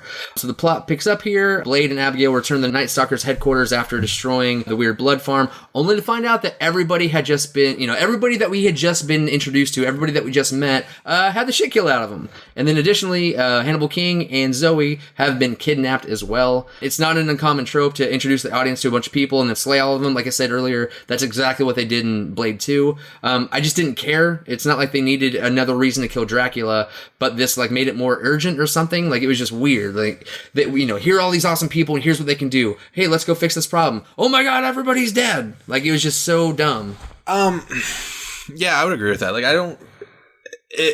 at most, it added a little bit of urgency and gave that inner conflict to Abigail of like, for some reason she feels responsible. I don't really know why. I think that's the whole her like sitting there like it's already turned inward and it's already this has happened and now she's just like in her own head. Like, I don't, other than mourning the loss of your family, basically, like, I don't really get what else it added to it. And so we weren't given enough time with them to care about them. Yeah. And I think that's why Zoe exists in the first place. Because, yeah, we'll instantly care about a kid who's in this really dark, dangerous world that gets kidnapped. That's easy to latch onto. But I didn't give a shit. Like, I love Patton Oswalt, but I didn't care about Hedges. I got him on screen for, like, what, 3 minutes, maybe? And then I come back and he's dead. So, like, it just... They didn't do a good enough job of setting up the moments that they were clearly going to try to build toward, and then they just threw it at us, and we're like, all right, well, how am I supposed to care about this? I didn't even really care for his character as the weapons expert in general. Like, they have that whole scene where he's explaining the weapons, and, like, they've named every fucking thing and every bullet. Oh, we call these day dogs. Like, yeah. Or stop. Sun dogs, I think. Sun dogs, yeah. Like, just stop. I don't need a name for a bullet. And also, like, they showed that thing that Abigail had. It looked like a bow, but it was just like that... like the laser beam. Yeah. Like, that was the dumbest weapon in that entire goddamn movie. I hated it. It is what it is, bud. And, like, she used it once in that subway scene because the guy lashed onto her from the back, so she just reached behind her back and turned it on. Yeah. And then, like, her demonstrating it, because, like, Hedge is like, oh, yeah, so between these 2 points, she's like, I got this. Grabs it, does, like, that one half-ass spin move. And then, like, puts it away, and then she uses it one more time for, like, 5 seconds later on. Like, yeah, in the end, yeah. What was the point? It looked cool? No, it didn't even look cool. You need new gear, bud. You need new gear. It was dumb AF. All right, so back to the Night Stalkers headquarters where there's bodies everywhere. Conveniently, a video is left behind, which is very typical of the Blade series. People die, and then there's a video left behind, which is nice. Summerfield leaves a video saying that all she needs for Daystar to work is connect with Dracula's blood. And since everybody alive happens to be at the same place as the final ingredient, Blade and Abigail head to Danica Talos' estates for an old-fashioned boss battle. But first, we're treated to the best of Ryan Reynolds' dialogue, in my opinion, and really the best dialogue throughout the entire movie. Like, it sucks, but anytime King is off screen, the movie suffers, which means that it's not the story itself that matters. It's the performance of Ryan Reynolds, which sucks because the movie's called Blade, but Ryan is the one that really makes it interesting to watch. He does it constantly, too. Like, there's the one scene where they're shaking down familiars, basically, trying to like get the info they need, and they have that dude at that parking garage, and they keep like letting him drop and then catch him, bring him back up, and like they're walking away, and Hannibal King's just spouting off nonsense. Blade stops and looks at him. He's like, sorry, I had a lot of sugar today. Just like little comments like that. Great. Made the scene, lighten the mood a little bit, and was awesome. But like you said, anytime he wasn't there, the story kind of sucked. Yeah. It was just frustrating. But then, King is tortured for a while, and then he's rescued by Abigail, and then the three of them have their own separate battles, which is perfect, because obviously you have to have all of the boss battles happen at the same time, and since it's Blade Trinity, all three of them have to have their own 3 separate battles at the same time. So, Brian, you want to take us through a couple of them? Yeah, so we have the King versus Triple H fight, which has a ton of nods to the fact that he just started the transition from wrestling to the silver screen. The fight goes on way too long, and eventually King grabs one of those fancy UV bullets, the Sundogs. So stupid. Sticks into Triple H's mouth and uppercuts him a couple times, forcing the bullet onto one of his metal fangs, thus causing it to react and do the whatever it's supposed to do. Yeah. Basically just incinerating him from the inside out. And like the fight was like, it was kind of like an old school brawl. And you don't see that as much really, because typically everybody's like shooting and stabbing, and like everybody's all turning to ash. So firing arrows around corners and shit. Yeah. And so this was kind of cool because, so it was very Triple H, he's obviously got a wrestling background, and like he does like a pile driver and like a suplex, and like it's so wrestling heavy, and it was like, okay. You can tell they really leaned on him heavily for the choreography of that fight. This guy sucks at acting, but hey, if you were going to stage a fight with Ryan Reynolds, and I'm sure Ryan probably had a blast doing that. Oh, for sure. So I'm sure Triple H is probably a really cool guy, especially in context of how much he also has done like a lot of kid movies too. Like it's called like The Chaperone or something like that. I can't remember exactly, but like it's basically him and like a kid's field trip, like first grade, some bullshit like that. I don't know. I saw it on his IMDb page. Yeah. But yeah, like, I don't know. You can't just have an asshole being a movie with a bunch of kids. So it kind of like the fact he's in that, I think, speaks to the fact that he probably is a pretty chill guy just to work with and hang out with. So yeah, I'm sure they had a blast filming that scene. And it was a burly dude brawl, which is kind of cool. It was a good fight. I liked it a lot. I do like the, hey asshole, have you seen my dog? Have you checked the lobby? Yeah, so the dog, and so that made no sense throughout the entire series. They're constantly trying to experiment with like DNA manipulation or whatever else. Like that was essentially the entire plot of Blade 2, of the vampires trying to experiment with genetically modified whatever. And then in Blade 3, they're like just dumping vampire stuff into like dogs and shit. So they had two Rottweilers and then like a Pomeranian. You made a goddamn vampire Pomeranian? But yeah, then Ryan, the other sub-boss fight was Ryan versus the 3 dogs, and then he trips and falls into the room that he ends up fighting Triple H in, which is amazing. The dogs didn't need to be there. It was literally like they introduced it to like, this is some messed up thing that the vampires are doing. Yeah. Then that's when they introduced the Pomeranian, and then Ryan's getting ready to walk up, sees the Pomeranian, he does the whole fuck me, sees the 2 vampire Rottweilers, you get the awesome line of fuck me sideways. They ran after him, he takes off, runs, there's like a weird scaffolding handlebar thing he jumps up and grabs hold of, and dogs being dumb chasing him don't realize that they're now running off the edge, and they fall to the lobby and assumably die. Yeah. And then he trips and falls into there. But like it was funny, it was a comical scene, but like didn't need it. Didn't even need the vampire dogs. I feel like that was just one of those like, let's just throw it in there. Let's see what we can do. And it's like, and I wonder if that's when they're like, all right, guys, we have 20 minutes of this movie is Blade, and we got to fill the other 40 of it or whatever. That could be. And so, let's throw these dogs in here and all this other bullshit in here. So anyway, next you have Abigail, who does some weird shit that I wonder if people were to watch Blade Trinity now, if they would look at this scene and just be perplexed at what she's doing. 100%, because I am. Okay. So like the big thing, so we have Abigail put in wired earbuds and jams out to music while she's killing the shit out of a whole load of people in creative ways. I refuse to believe, because she, like, you could come at me and say, like, she put the cord down the back of like the inside of her shirt to hold it tight so it's not just all loosey-goosey. No, it's just on her back. There is no way in hell it didn't get caught on the bow on her back. It didn't get ripped out once from either ear, really. No, that's the thing. That's the most unrealistic thing about this whole movie. Not the vampires, not the vampire dogs. No, the fact that wired headphones stayed in her ears while she fought like 10 dudes. But I digress. So I think that was very much product placement. I bet you that iPod or whatever had just came out. And I think they're in the car and Ryan Reynolds is saying like, yeah, she likes to listen to it. She's creating a playlist because she likes to listen. Is it MP3s while she hunts? Yeah. But it shows her using iTunes and download them onto an iPod. It was just a product demonstration. There's no way in hell Apple didn't throw them a couple grand just to toss that in there. Which I get. Whatever. It's fine. It's normal, but it's dumb. Anyway. And unnecessary. So all the while, Blade is shooting, stabbing, and sharp boomerang throwing his way through all the vampires in this compound. It wouldn't be Blade if we didn't see a long, drawn-out action-death sequence, which we did get. We sure did. But eventually we get right down to it. Blade gets to Dracula, who's waiting, sword in hand, and armor on one shoulder. So I think it's just like you have your offensive arm with the sword and your defensive one. So like he could just use his whole arm to block Blade throwing swords at him. I thought it was a style thing. I looked at him like, is that your weak shoulder or something? Well, to get mildly off topic here, but like if you look at like old pictures and just gladiator-based, like Roman-based movies, like the Gladiator, for instance, a lot of the dudes in the arena only have all the armor on the one arm because that's the one that they're blocking it with and everything. So I think that's just, it would fit the timeline too, like him doing shit like that. I like that. Good job. Thanks, man. So, anywhoozles, they fight for a really long time. Dracula kind of cheats by going full demon Dracula thing, which I don't really get that whole thing either. Stomping Blade into the ground, delivers the whole, "Are you ready to die, motherfucker?" Yeah. Motherfucker. I like that. God, this is great.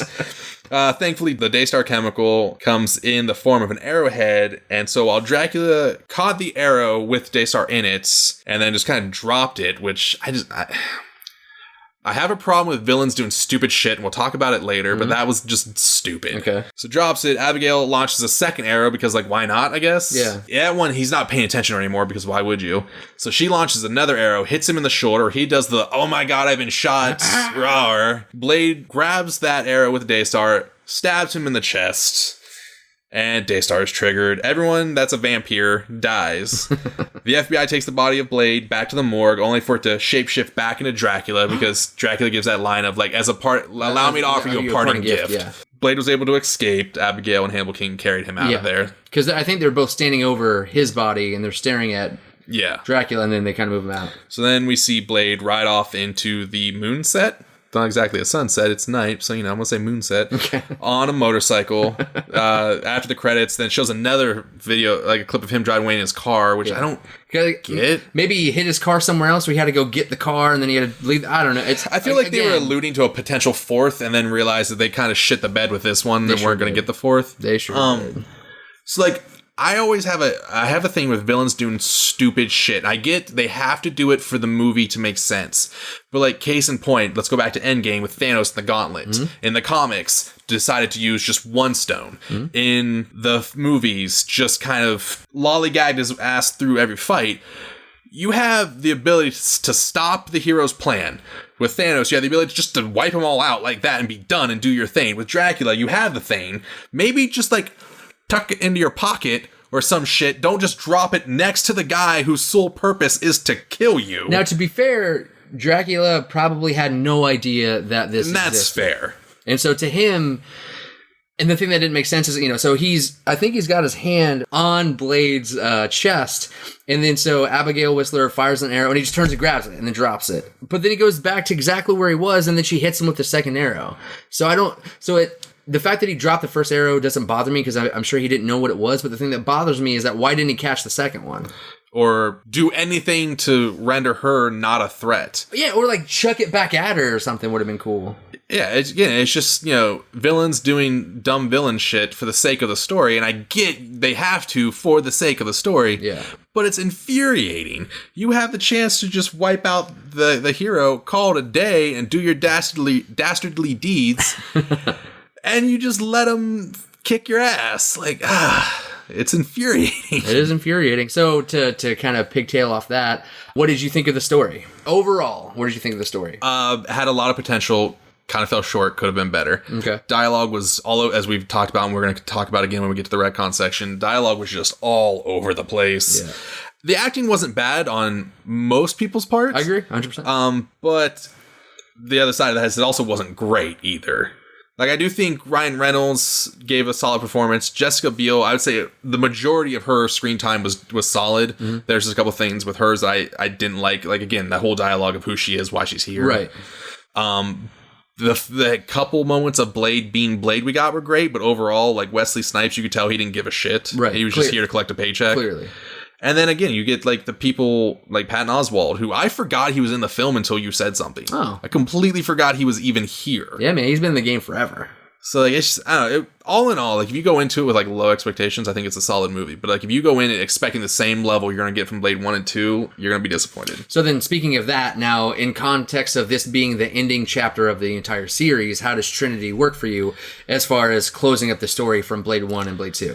So you had asked me when I pitched this idea, do you want to start with 1? And for the first couple of these, I really want to begin this retcon show with talking about the closing of the stories, which is why I keep on we did Endgame, we did Arkham Knights, we did Harry Potter and the Curse of the Child, and then now we're doing Blade Trinity. I want to start here wrapping up stories and talking about that overall. So then overall, again, Blade 1, Blade 2, and then Blade 3 as the way it closed that story. How did that feel for you? So again, like we've said it multiple times, 1 and 2 was, Blade 1 and 2 were dope. Yeah, amazing, yeah. Blade 3, it was, again, it had the potential. It was an okay way to end the series, because like, you killed the vampires, which I don't get either, because if I'm not mistaken, like it kind of seems like it just killed all the vampires that were there, because when Daystar was introduced to Dracula's blood, it became airborne. Mm-hmm. So there's no way in hell that is airborne will be enough to cover the globe and kill all the vampires. It'll get too diluted in the world for it to work.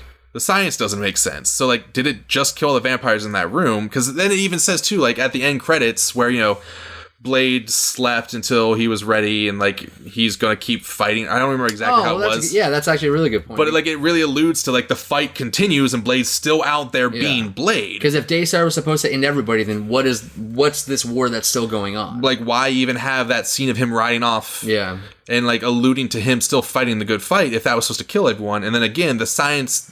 That doesn't make sense. That's hilarious, actually, now that you bring that up. I mean, that completely devalued the entire purpose of the Daystar era. Because, like, correct me if I'm wrong, but the whole thing was marketed as the end-all, be-all. Like, this is how we stop the vampires. Because, either Abigail or Hannibal King made the comment of, like, it's just... There's always another one. There's like doesn't matter how many doesn't matter how many we kill. There's always going to be more. We need an end all solution, and that's when Daystar came in. But again, now like you had this crazy biologist who just in a makeshift lab created a bioweapon that's going to kill them all. But like the science doesn't line up. There's no way that would work. And then also, why is Blade still fighting if you just killed all the vampires? Yeah, that's fair. That's a good point. So. Yeah, I don't know. Like it was a good way to end the series, but I feel like it was like a hasty decision of like we got to wrap this shit up because Wesley Snipes is being impossible to work with. And we're about to go over budget, you guys. We got to wrap it up. For me, I was really disappointed in the dialogue, like we've been saying the entire time, and then most of the plot choices for the story. I get the big moments like Dracula versus Blade, and then like Daystar versus Blood Farms, because that tells me that they're both trying to motivate how the vampires are trying to figure out their final solution, and then how the humans are trying to figure out their final solution for each other. So the Blood Farms are the vampires' plans for the humans, Daystar is the humans' plans for the vampires. I still can't believe, not to interrupt you, I'm sorry, but I still can't believe how like okay the police chief was with the Blood Farm concept. Yeah, I don't know. And that whole thing, like you said, was dark as hell.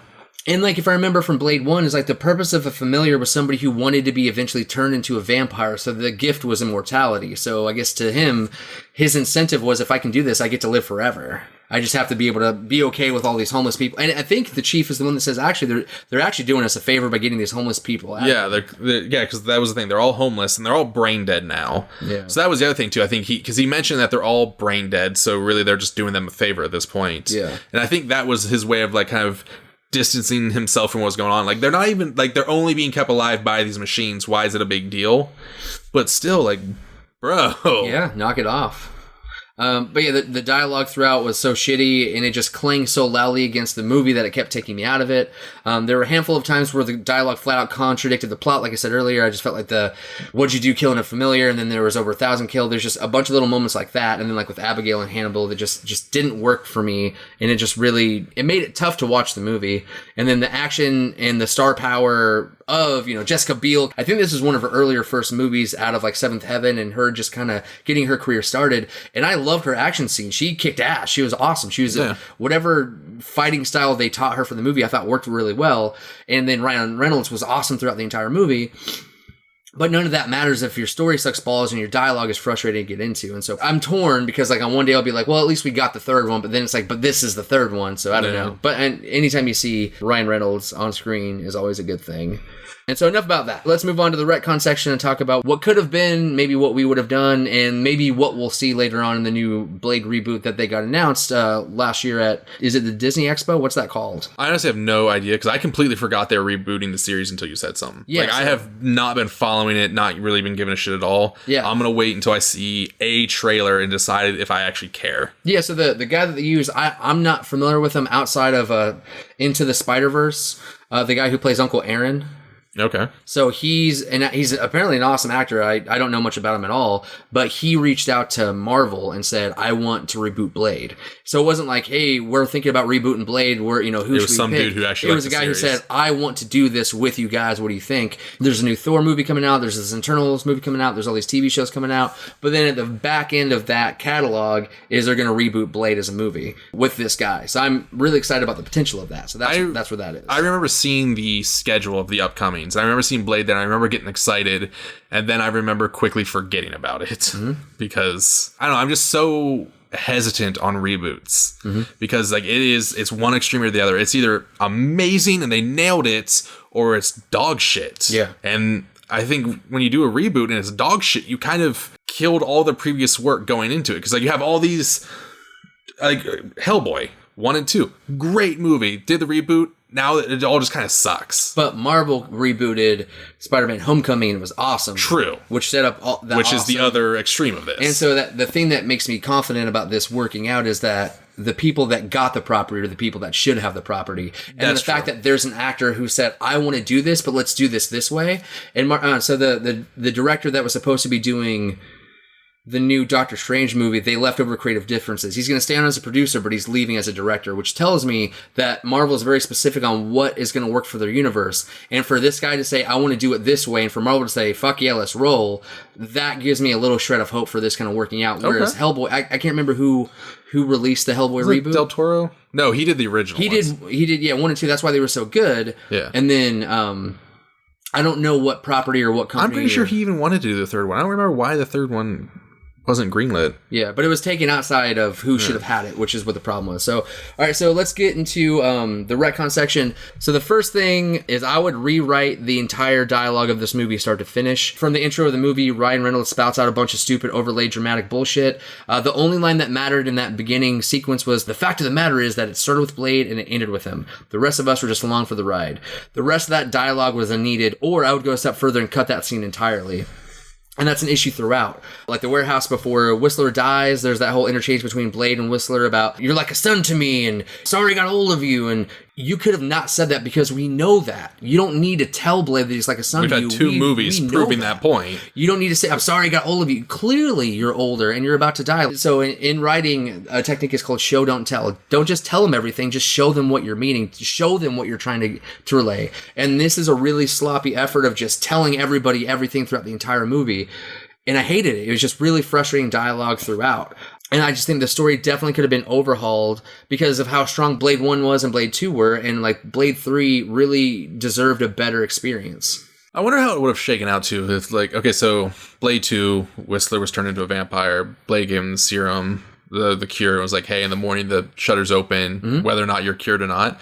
I wonder how Blade 3 would have played out if they would have left him a vampire and just let him use the same serum that Blade is using to kind of control the bloodlust if they were both immortal now. I wonder how that would have shaken out. That would have been really cool. And that'll kind of go in a little bit of what I would have liked better in my second point. So yeah, no, I agree 100%. The dialogue it clashed. Some places it was all right. Some places it worked. Again, like the kill you, motherfucker, I'll kill you. I'll kill you. That was so good. So good. Great. And like all of Hannibal King's lines are just him being sarcastic, and it worked for those scenes. But like overall, I didn't care for the dialogue. I felt a lot of it was forced. A lot of it was unnecessary. A lot of it just didn't make sense. It contradicted, like you had said, pretty much everything. Like the whole Whistler thing. It just, getting back to what we talked about earlier, where if Goyer, if this was his first thing into directing, he wrote all of them, correct? He wrote each one of them, and then he just wrote and directed the third. So like, just take a step back, just focus on your script, because you clearly proved you had a solid script for the first two. Just focus solely on that, give me a solid script for the third one, and then, we'll shake out the director details later. But I don't know, I think him stepping into the director role and everything too, and had all this other shit going on, the script suffered because of it. I agree. All right, point number 2.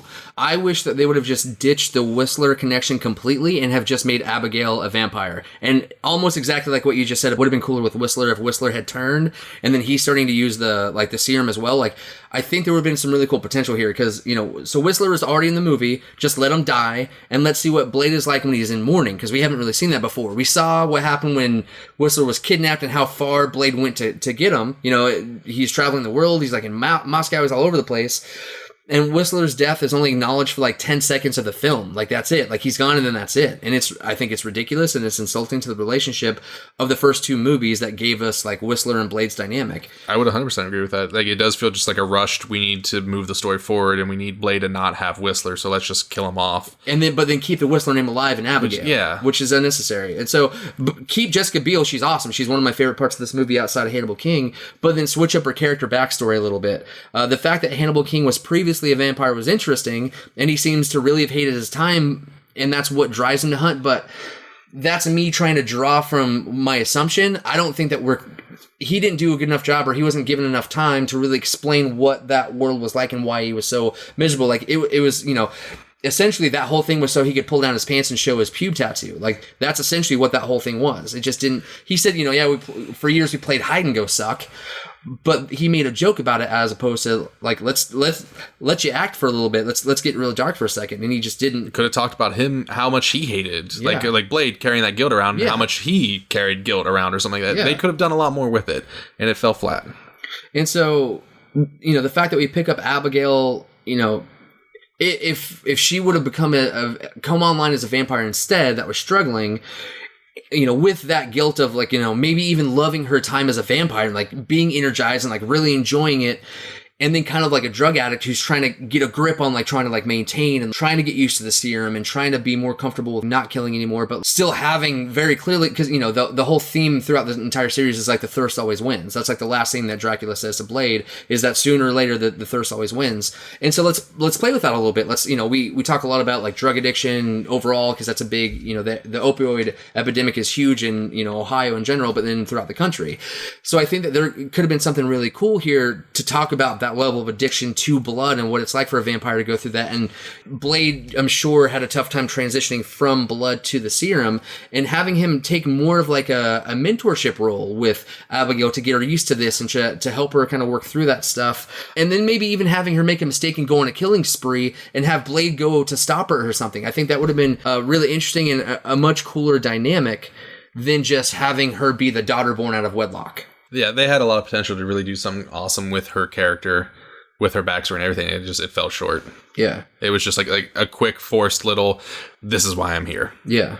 I just think it would have been a cool opportunity to give Jessica Biel a good chance to show a lot of depth to her character. It would have gave Wesley Snipes a lot of time to really dig in and show some depth to the character of Blade as well. Because like in 2, I think her name was Nissa, the daughter of like Damasceno, like the crazy vampire blue weird gross guy. No. And then he like really mentors her, and like there's like some cool stuff there, and like they did a little bit, but they could have done a lot more, I think, if they had more time. And then my third point is to give Dracula a better reason to come back. I think he's only in this movie because someone found his coffin, and that's lame. Like, we just wanted to find him to kill Blade. Like that, I think it would have been a lot cooler to have a better reason for him to come in to try to do something with humankind and have Blade be the reason to stop him. it would have been cool if Dracula just flat out didn't give a shit about anything, but just really respected Blade and like maybe chose to not even fight him. Be like, honestly, he's the strongest among you. Why would I fight him? I think Dracula says at the end, like he's, you are the new vampire. You're the new generation. They were trying to create through him. They were trying to create a new type of vampire, but like they didn't realize that there already had one. Yeah, and so it's just. The reason I get that you need, Dracula versus Blade. I get that. I get the weight of that. But in the movie, the motivations for him coming back and doing anything were just terrible. He was woken up and he was pissed about it. Yeah, he was mad for being woken up and then he just ate and then he tried to kill Blade. That was it.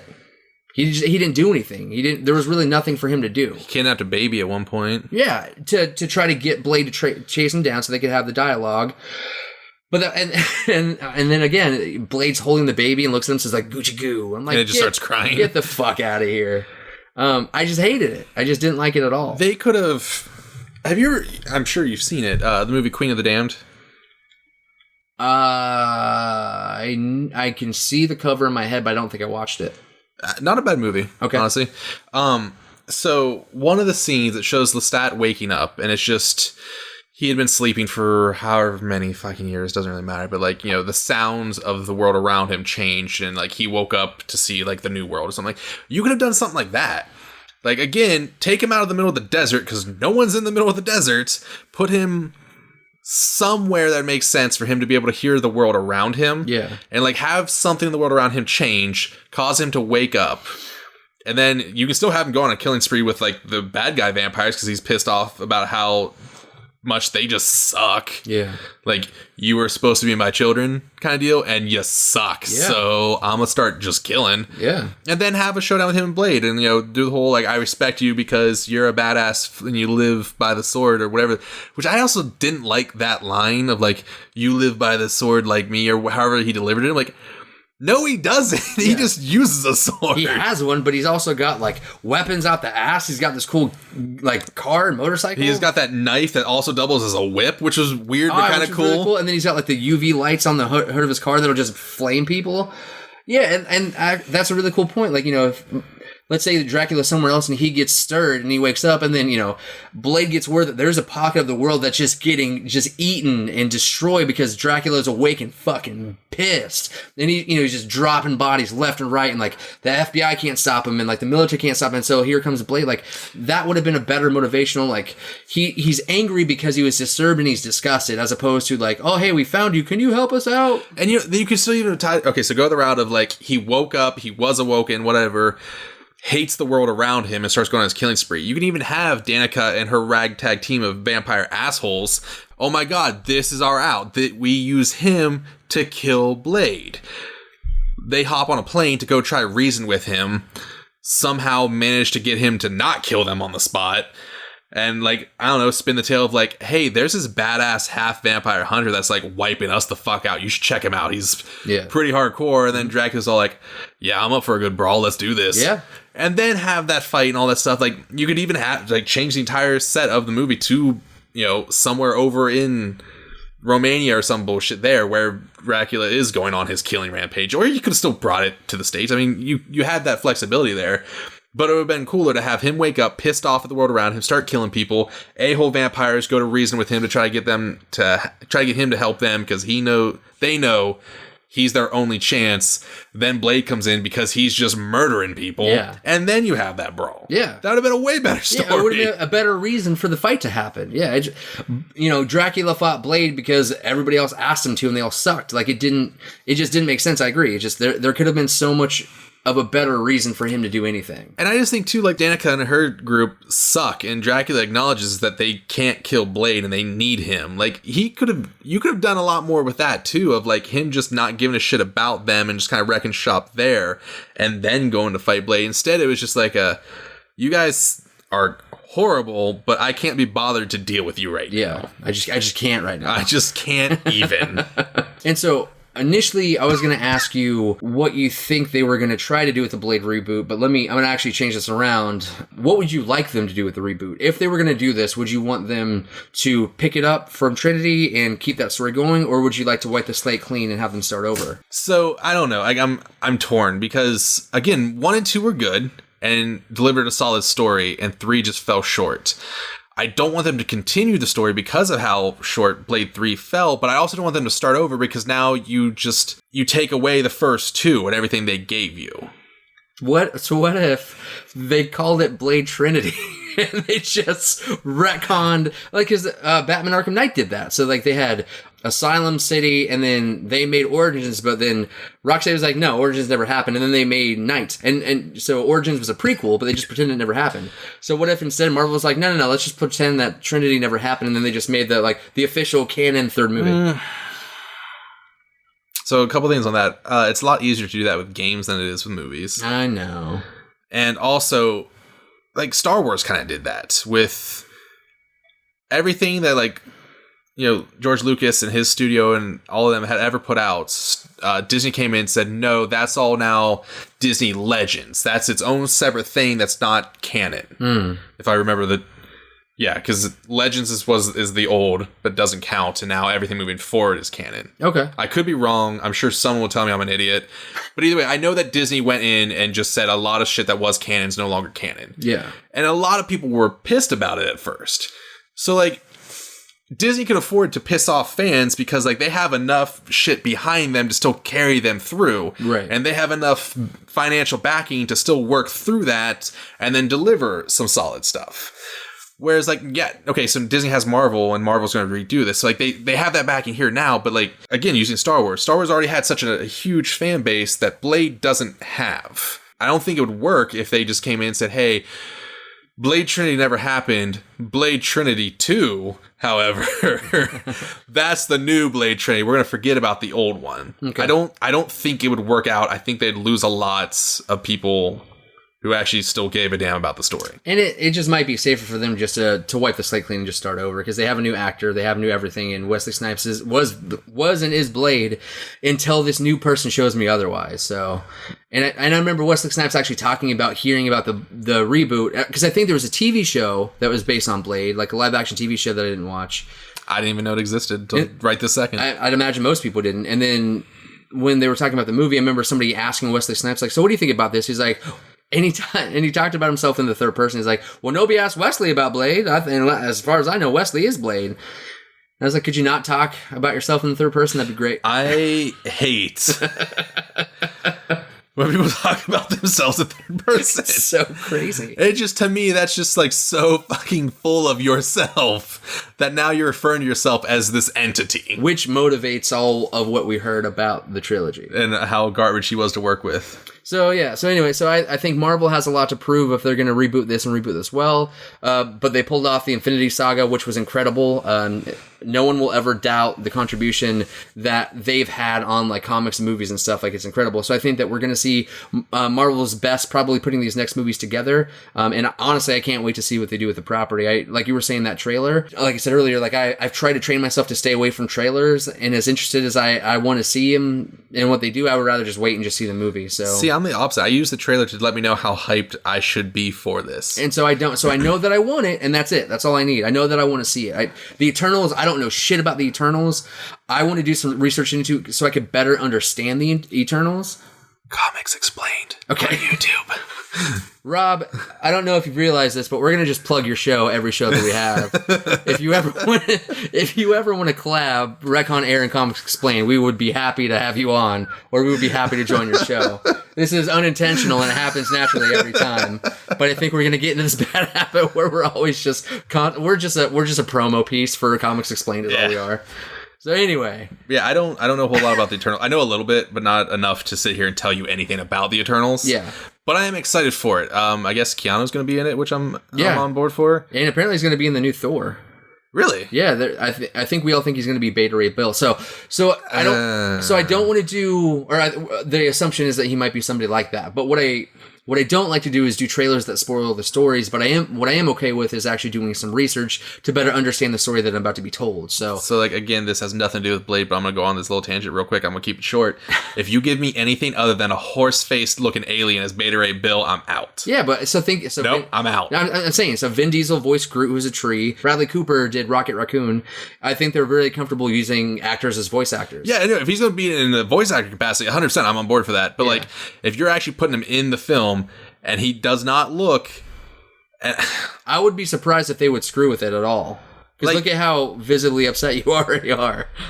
Like I'll give him a little bit of room to play with it a little bit, but like, don't make him human looking. That's not right. And I don't think that they would. There's no reason for them to. So I think calm down. God damn it. Again, you're getting pissed out about a rumor that I read. So it's not even, nothing's been officially confirmed. All that's been confirmed is that either he was going to do something or that he's in talks to do something. I'm just not sure. I would like to see him in it. I mean, I think I would like to see him more in the voice acting role because like you already have a lot of like the characters in that already flushed out and taken care of. And he's got John Wick. He's got, he's got so many things already. He doesn't need another thing. No. So he could throw his voice at it and just be fine. What was that? Duke Kaboom in Toy Story 4? That's Keanu. Like, he can just do whatever he wants. I actually know that. I haven't seen Toy Story 4 so good. Yet. So good. It's fantastic.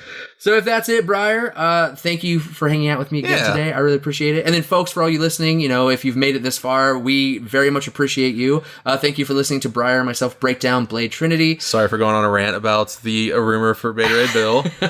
If you dig the show, please give us some feedback and review, no matter where you're listening to the show. Right now, we're finally on iTunes, we're on Spotify, we're on YouTube, we're on Google Music, we're on Stitcher, we're on SoundCloud, probably other places that I'm not that aware of. Potentially looking into maybe iHeartRadio. Yeah, I know we talked about that. So you can literally punch in Retcon Air, the Plotline Repair podcast, anywhere you are, and you'll probably find us. You don't even type in that much. I literally just typed in Retcon Air on Spotify, and it came right up. All right, perfect, cool. And so pretty sure it was like the first thing. And so what we wanted to do is just to make sure that we were accessible as possible to wherever you guys were, and we're going to try to maintain that. So if you happen to be listening to this show on a service that has some kind of ranking system, please leave us some positive feedback and a kind word or two. So we want to consistently make this show better. Our goal was to make every episode that we do better than the episode before. The research is always going to be there, the conversation is always going to be there, but obviously we're going to try to do more and more to make sure that we're as relevant and educational as possible and well thought out. Like I told Briar before we started, this isn't going to be a podcast full of pauses and ands and ums. We're going to come with you researched, planned, and prepared, and then we're going to try to make every episode that happens after that even better. So. Like, Devin legit writes a script. I kind of half-ass proofread it, but there's a script we loosely follow. But also, don't shit on us just for shitting on us. That's not cool. So thank you guys. We'll see you next time on Retcon Air. Bye. Bye.